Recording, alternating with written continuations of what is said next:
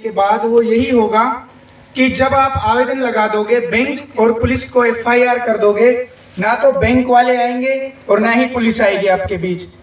By chance यदि bank वाले आपके खिलाफ फिर भी कार्रवाई करते हैं तो आपको बैंक वालों और पुलिस वालों से बात कैसे करनी है। आपको जब बैंक वाले आए तो बैंक वालों से यही कहना है कि हमने आपको एक लीगल नोटिस दिया जी, एक आवेदन दिया है लिखित में, आप इसका लिखित में जवाब दे दीजिए। क्योंकि जो बैंकिंग प्रणाली है, बैंकिंग सिस्टम है, ये लिखित में काम करता है और हम लिखित में ही जवाब चाहते हैं। किसी भी बैंक या संस्था या संगठन या पार्टी का एक मौलिक कर्तव्य या दायित्व होता है, यदि उसका कोई समर्थक या फिर उसका कोई क्लाइंट है, उसके सवाल पूछे जाने पर या कोई संशय उत्पन्न होने पर उसको जवाब देना पड़ता है, वो जवाब देंगे। यदि वो आपका जवाब नहीं देते हैं तो भी वो गैर कानूनी रूप से आपके साथ लेन देन कर रहे हैं, ट्रेड कर रहे हैं। दूसरा, यदि पुलिस आपके बीच आती है,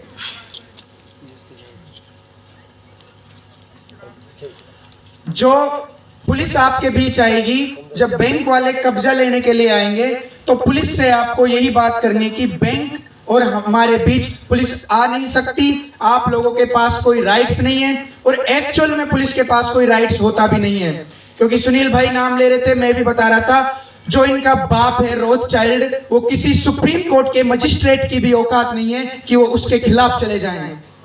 इसीलिए ना तो पुलिस को ना किसी मजिस्ट्रेट को ट्रेनिंग दी जाती है इस पैसे के खिलाफ। इसीलिए ना तो कोई मजिस्ट्रेट आपके इस बैंक और आपके बीच आ सकता है, ना कोई पुलिस आ सकती है। बाई चांस यदि आप पुलिस या फिर मजिस्ट्रेट के खिलाफ भी जाते हो तो आपको कंटेम्प्ट ऑफ कोर्ट लगेगी। मान लीजिए किसी की प्रॉपर्टी सील हुई पड़ी है, उस प्रॉपर्टी सील के बाद आप उस मजिस्ट्रेट के आदेश की अवहेलना करते हो तो आपके ऊपर वो अवहेलना या अपमान का आरोप लगाएंगे। तो इसमें आपको मानसिक रूप से इतना तैयार होना पड़ेगा कि जब वो आपको सम्मन भेजेगा कि कंटेम्प्ट ऑफ कोर्ट, तो उसमें आपको ये जवाब देना होगा कि यदि मैंने गैर कानूनी रूप से काम किया है, यदि आपने जो मेरे प्रॉपर्टी के अगेंस्ट ये जो प्रस्ताव पारित किया था, यदि आपको लगता है कि ये पूरा कानूनी रूप से आपने किया है तो आप मुझे सिद्ध कीजिए। और यदि आप इन बैंक वाले रिकवरी वाले गुंडों की तरह यदि ऐसे ही नोटिस जारी करते रहोगे, हाँ मैंने कानून की अवहेलना की है, आप इसके लिए मुझे फांसी पे चढ़ा दीजिए, लेकिन उससे पहले मेरे जो बैंक वालों से सवाल पूछे हैं इनके मुझे लिखित में जवाब चाहिए। मेरे जो सवाल हैं ये कोई निराधार नहीं है, वो सारे सवाल वही पूछे हैं जो सुनील भाई ने आपको बताया कि कम से कम ये तो बताओ कि जिस करेंसी में आप लेन देन कर रहे हो उस करेंसी का स्टैंडर्ड क्या है। उस मजिस्ट्रेट को समझाओ कि जिसमें ये ट्रेड कर रहे हैं उसकी तो कोई आधार ही नहीं है, ये तो देश की जनता के साथ फ्रॉड कर रहे हो। और फिर पुलिस जब आती है तो पुलिस को आप बैंक वालों के साथ ये बोलिए कि आपको हमने एफआईआर दी थी क्योंकि आपको पहले सारी कार्रवाई करनी है, क्योंकि आप जब आवेदन बनवाओगे तो ये बार बार आपके सामने समस्याएं आएंगी, क्योंकि हम ग्राउंड पे काम करते हैं, हमको ये सारी बातें पता हैं, इसलिए जो अनुभव है वो मैं आपके साथ साझा कर रहा हूं। जब पुलिस आ भी जाए तो उसको यही बारंबार आपको सवाल करना है कि आप किस कानून के तहत यहाँ आए हो, हमने आपको एफआईआर दी थी, क्या आपने हमारी कंप्लेंट्स की जांच की, उस पर कार्रवाई की, नहीं की तो फिर आपने एक पक्ष कि सुनकर आप यहाँ क्यों आ गए, आप निष्पक्ष भाव से जांच कीजिए। ये सारे आप एक सवाल ये भी था। और मेरे ख्याल से बैंक अधिकारियों से कैसे बात करनी है भी आपका क्लियर हो गया होगा। और मजिस्ट्रेट के आदेश की अवहेलना, अगर आप लोगों में इतना दम है, मान लीजिए मजिस्ट्रेट आपकी नहीं सुनता, वो आप पे आरोप लगा देता है कि आपने न्यायालय के आदेश का अपमान किया है, अगर वो मजिस्ट्रेट आपको 1 महीने 2 महीने जेल करता है, भेजता है, तो इसमें कोई आपत्ति है यदि आपकी संपत्ति बचती है तो? नहीं, कोई आपत्ति नहीं। बताइए, कोई आपत्ति नहीं। आपकी एफआईआर जो आप करोगे, मैं आपको पहले भी बता रहा था कि जो उनका बाप रोथचाइल्ड बेटा हो उसके खिलाफ जाने की किसी भी उसकी औकात नहीं है, क्योंकि दिल्ली पुलिस में एक एसएचओ है, मैं था, देवेंद्र भाई थे और 1-2 साथी और थे। हम एसएचओ के पास गए, हमने कहा कि हमें कुछ सेक्शन के तहत मुकदमा दर्ज कराना है, हम आपको एविडेंस भी देंगे, सब कुछ हम देंगे आपको।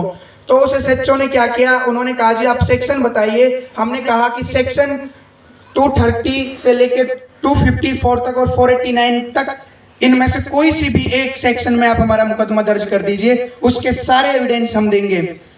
तो वो भारतीय दंड संहिता की पुस्तक को उठाता है और उसमें देखकर वो कहता है जी इसमें तो मैं क्या, पूरा जो पुलिस का महानिदेशक डीजीपी बोलते हैं वो भी नहीं कर सकता।